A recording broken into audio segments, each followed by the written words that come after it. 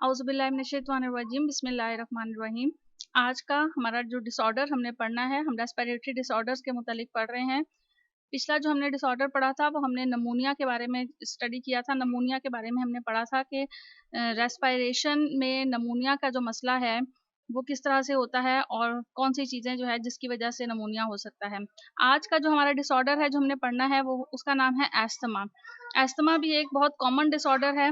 हम इसको पढ़ते हैं कि हमारी बुक में इसके मुतालिक क्या चीज़ें जो है वो बताई गई हैं और किस किस्म के सिम्टम्स जो है वो एस्थमा के जो मरीज़ हैं उन्हें होते हैं। Asthma is the common chronic inflammatory disease of the Airways. Chronic का वर्ड हमने इससे पहले पढ़ा था। क्रॉनिक का वर्ड आप लोगों को पहले भी मैंने एक्सप्लेन किया था कि ये एक वर्ड होता है जो कि लॉन्ग टर्म डिजीज़ के लिए इस्तेमाल होता है, यानी ऐसी कोई बीमारी जो कि बहुत लंबे अरसे तक कायम रहती है या जिसका जो बहुत देर तक जो है वो उसका असर रहता है, उसे क्रॉनिक डिजीज़ कहा जाता है। तो asthma is the common chronic inflammatory disease, एक ऐसी इन्फ्लेमेटरी डिजीज़ है या इसमें ऐसी जो है वो इन्फ्लेमेशन हो जाती है, सोजिश हो जाती है जो कि बहुत लंबे अरसे तक उस मरीज़ के साथ रहती है। एयरवेज़ का आपको पहले भी जो है वो बताया गया था कि ये डिज़ीज़ एयरवेज़ को, यानी जो वो रास्ता जहाँ से हवा ने गुज़र के हमारे लंग्स तक जाना होता है, उस पूरे रास्ते को जो है वो मुतासिर करती है।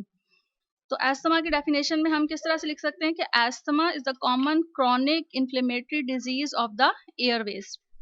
एस्थमा के सिम्पटम्स क्या होते हैं? क्या वो निशानियाँ हैं जिसकी वजह से डॉक्टर्स को जो है वो शक हो जाता है या उन्हें पता चल जाता है कि ये एस्थमा का मरीज़ है? The person has more difficulty in breathing out than breathing in. इस तरह के जो मरीज़ होते हैं उन्हें ज़्यादातर जो डिफ़िकल्टी होती है वो ब्रीथिंग आउट में होती है, यानी जब वो साँस बाहर की तरफ निकालते हैं अपनी बॉडी में से, अपने जिस्म से, तो उन्हें मुश्किल पेश आती है as compare to breathing in. Breathing in मतलब साँस अंदर लेने में तो इतनी दुश्वारी पेश नहीं आती, लेकिन साँस बाहर निकालने में जो एस्थमा के मरीज़ हैं उन्हें मुश्किल पेश आती है। A characteristics whistling sound is caused by breathing.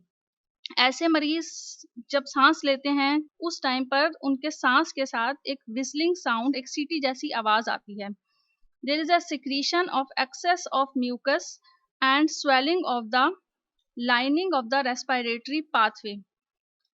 क्या होता है जी, इसमें इस तरह का जो मसला है, जो एस्थमा का जो पेशेंट होते हैं उनकी लंग्स में जो है वो एक्सेस ऑफ म्यूकस बहुत ज़्यादा प्रोड्यूस होना शुरू हो जाता है, सिक्रीट होना शुरू हो जाता है, बहुत ज़्यादा निकलने लग जाता है। And swelling of the lining of the respiratory pathway, वो सारा पाथवे जहाँ जिस जिस ऑर्गन से जिस जिस जगह से जो है वो हवा ने गुजरना है, वो सब का सब हिस्सा जो है वो बहुत ज़्यादा उसमें स्वेलिंग हो जाती है।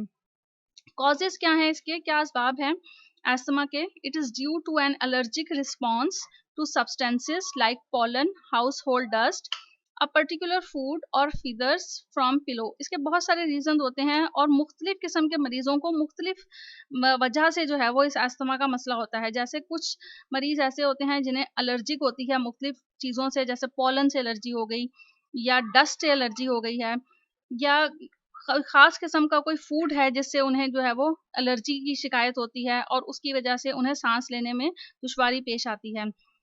फीदर्स फ्रॉम पिलो, कुछ लोग इस तरह के पिलो यूज़ करते हैं, इस तरह के तकिए इस्तेमाल करते हैं जिसके अंदर पर वगैरह से जो है वो जिस फीलिंग हुई हुई होती है, पर भरे हुए होते हैं इनके अंदर।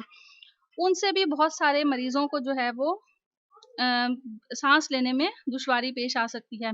कोल्ड एयर से भी एस्थमा का मसला होता है। एक्सरसाइज एंड स्मोकिंग एक्सेट्रा, बहुत सारे डिफरेंट किस्म के जो है वो यहाँ पर आपको रीजंस बताए गए हैं, कॉजेज बताए गए हैं।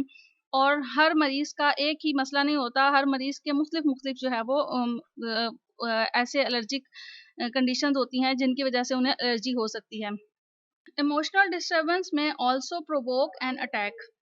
ये जो एस्थमा का अटैक है, ये अगर कोई इमोशनल डिस्टर्बेंस हो या कोई इमोशनल किस्म की जो है वो परेशानी हो रही हो किसी मरीज़ को, तो उसकी वजह से भी ये एस्थमा का अटैक ज़्यादा हो सकता है या शदीद हो सकता है ये। अब हम आते हैं ट्रीटमेंट की तरफ कि ट्रीटमेंट क्या है। एस्थमा की क्या ट्रीटमेंट है? Mild attack of asthma is controlled with bronchodilators that dilates the airway.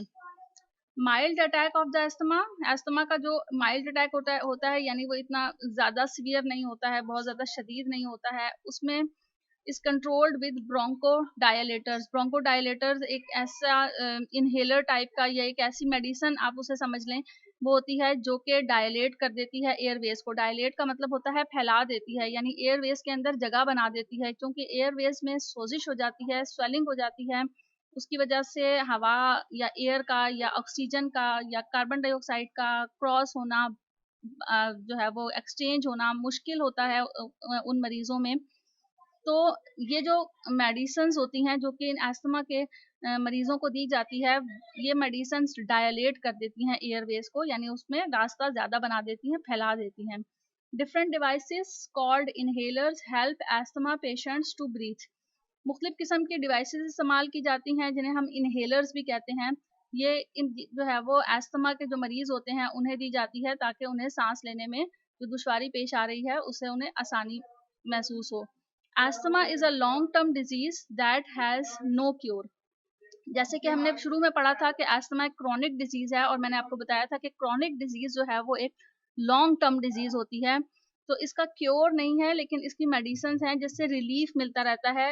जो भी पेशेंट, जो भी मरीज़ होते हैं, वो जो है वो आसानी महसूस कर सकते हैं अगर कोई इनहेलर्स या कोई डिफरेंट किस्म की, मुख्तलिफ किस्म की मेडिसिन्स डॉक्टर प्रिस्क्राइब करते हैं या देते हैं। Long term control and quick relief medicines, तो अस्थमा के मरीजों को जो है वो क्या दी जाती हैं, क्विक रिलीफ मेडिसिन्स दी जाती हैं, जैसे कि ये इनहेलर है। इनहेलर क्या करता है, उन मरीजों के डायलेट कर देता है एयरवेज को फौरन से, इसलिए उसे क्विक रिलीफ कहा जा रहा है। क्विक रिलीफ का मतलब कि जल्दी से उन्हें जो है वो इन मेडिसिन से आराम आ जाता है। ये हमारी एक रेस्पिरेटरी डिसऑर्डर हमने एक पढ़ा, इससे पहले हमने और बहुत सारे रेस्पिरेटरी डिसऑर्डर्स पढ़े हैं। उम्मीद है आप लोगों को वो भी समझ में आ गए होंगे। इसके बाद भी हम जो है वो लंग कैंसर के बारे में पढ़ेंगे। इससे पहले जो हमने वीडियोस रिकॉर्ड की हैं या जो भी जो है वो लेक्चर्स हैं, उनमें अगर किसी भी किस्म की कोई डिफ़िकल्टी पेश आ रही है आपको या कोई दुश्वारी पेश आ रही है या आपको कॉन्सेप्ट क्लियर नहीं हो रहा है, तो आप कमेंट सेक्शन में पूछ सकते हैं। Thank you so much. अल्लाह हाफ़िज़।